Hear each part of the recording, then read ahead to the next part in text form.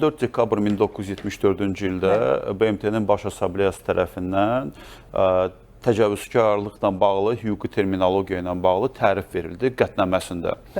Və həmin qətnamə vasitəsilə təcavüzkarın açıqlaması verilmişdi. Suverenliyin, siyasi, ərazi bütövlüyünün pozulmasında hər hansı formatda pozulması silahlı qüvvələrin istifadəsi ilə bağlı açıqlama və terminologiya verilmişdir. Minsk qrupu 92-ci ildən Azərbaycan Respublikası, ümumiyyətlə 92-ci ildən Azərbaycan Respublikası Avropanın Təhlükəsizlik və Əməkdaşlıq Müşavirəsi sonradan oldu təşkilatı. 94-cü ildə tam şəkildə təşkilat formalaşdı. Üzvlüyünə seçildi və birinci regional təşkilat oldu yeri gəlmişkən Azərbaycan daxil olduğu 92-ci ildə. Həmin təşkilat vasitəsilə daxil olandan və bu günə kimi 33 il ərzində təcavüzkarlıq formatı araşdırılmadı. Və heç bir hesabatında, fakt araşdırıcı missiyalar çərçivəsində, heç bir dediyimiz kimi yazılı hesabatlarında, nə press relizlərində, nə mətbuat üçün açıqlamalarında Ermənistan Respublikası işğalçı dövlət kimi qeyd edilmir. Ən böyük problem burada biz bunu görürük. İkili standartlar başlayır ha vaxt ki terminologiya dəyişdirilir. Və burada terminologiya dəyişdirilmişdir. Ümumi regionda insan hüquqlarının müdafiəsi söhbəti gedirdi. Erməni milliyyətindən olan insanların deyək ki, qaçqın məcburi köçkündür. Azərbaycanlıların Ermənistandan qaçqın məcburi köçkün və Qarabağ münaqişəsinin qeyd edilmişdir. Bunlar araşdırılıb verilirdi üzə. Və eyni zamanda iki dənə prinsip, beynəlxalq prinsip üzə qoyulurdu. Ərazi bütövlüyü və suverenliyin müqəddəratin müəyyənləşdirilməsi ilə bağlı. Bu da düzgün deyil. Burada da düzgün deyil. Niyə ki, zərər çəkən ölkə, müharibə keçirilən ölkə Azərbaycan Respublikasının ərazisidir. İşğalçılıq siyasəti qeyd edilir və təcavüzkar terminologiyası istifadə edilmir. Ən böyük problem bundan başlayır ki, 33 il ərzində BMT-nin ATƏT tərəfindən yox, üzrə BMT-nin 4 qətnaməsində var idi.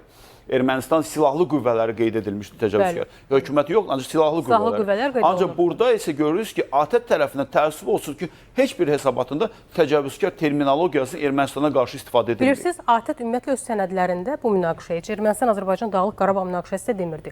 ATƏT-in Minsk qrupunun məşğul olduğu münaqişə bu cür adlandırılır. Problem də bundan ibarət ki, biz beynəlxalq hüquq kimi buna yanaşsaydıq daxilində, təcavüzkar ölkə olsaydı, bu prinsiplər üz-üzə qoyulmayacaqdı.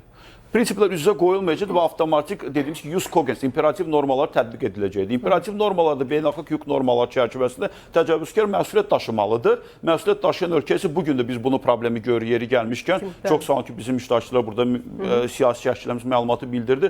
Bu 33 il ərzində formalaşdıran bugün də nə 8 avqust tarixində sazişdə, nə Moskvada keçirilən, nə Vaşinqton, nə Moskvada Ermənistan dediyimiz kimi təcavüzkar ölkə kimi qeyd edilmir. Ancaq sülh sazişində hansıdır ki, prinsiplərdən biri qeyd edilməlidir. Bu, müharibə başlayandan zaman bugünə kimi davam etdirilən, 23-cü ilə qədər davam etdirilən təcavüzkar bir prinsip, heç olmasa preambul hissəsində qeyd edilməlidir. Ona görə ki, silahlı qüvvələri istifadə edən, hansı ki, BMT sənədlərinin qətnamələrində qeyd edilibdir, 822, 853, 874, 884-cü qətnamələrində BMT-nin orada təcavüzkar kimi qeyd edilib, erməni silahlı qüvvələri. Erməni silahlı qüvvələri kim cavabdehdir? Ermənistan hökuməti. Və fərqi yoxdur, bu 90-cı illərin hökumətidir, yoxsa 25-ci ilin hökumətidir. O, bugün də o məsuliyyəti daşıyır. Ona görə ki, burada insanlığa qarşı cinayətlər var idi, Xocalı soyqırımı var idi. Bugünə də kimya, dediyimiz kimi, Azərbaycana, dediyimiz ki, ətraf mühitinə həmin ziyan yaradılır və törədilir. Bugünə kimi bu davamlı şəkildə aparılır.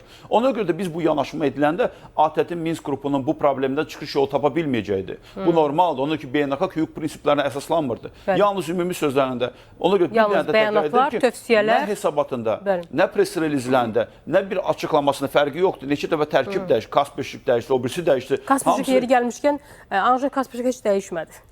Yox, indi Anjel Kaspeşikin hesabatlarında dediyimiz kimi, orada məlumatlar nə qədər də yenilənsə, gəlsə, sona qədər bir dəfə də, ona görə də burada çıxış ola bilməzdi. Ona görə də bugün biz müasir tarixdə Azərbaycan Respublikası beynəlxalq hüquq və BMT nizamnaməsini istifadə edərək, onun maddələrini istifadə edərək, üçüncü ölkələr daxil olmadan məsələ iki tərəfli vasitəsilə öz ərazini, dediyimiz kimi, təhlükəsini təmin etdi.